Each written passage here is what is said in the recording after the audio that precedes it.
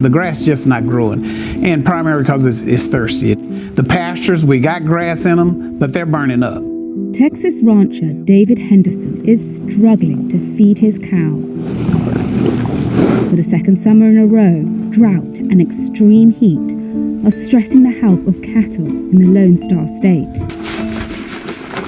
Ranchers like Henderson are having to spend more money on animal feed and hay. And with conditions likely to get worse, he says he may soon have to thin his herd. Now we hit August, and this is normally our hottest, driest time of the year. We may not get much moisture, if any, this month, and that's something that you got to plan for. And the only thing I can think of, sometime it calls for selling cows.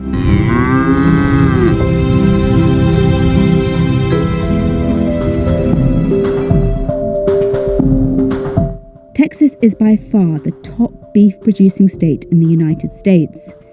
Henderson manages a herd of about 150 cows in Tennessee Colony in East Texas.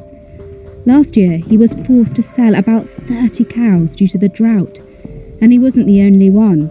Texas Farm Bureau says ranchers in East Texas got rid of more than 2.6 million cattle from January through August 2022.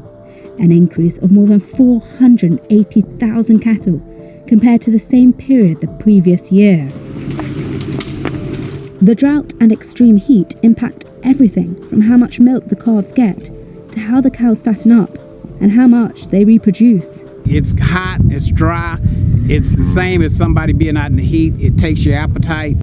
While this year's drought hasn't been as bad as last year's, Texas state climatologist John Nielsen Gammon predicts extreme heat will become the norm. For several more decades, this sort of heat will become normal in the summertime for Texas. That, in addition, means that the heat extremes will be that much hotter and that much more severe. 4 bales of alfalfa. Jimmy Reed owns the Cattle Ranch Supply Store in Tennessee Colony. He says that with cattle ranchers struggling, prices of beef steaks could rise. With everybody wanting to eat that ribeye and that T-bone or those ribs, there's going to be less supply, so the price of beef will once again take a rise.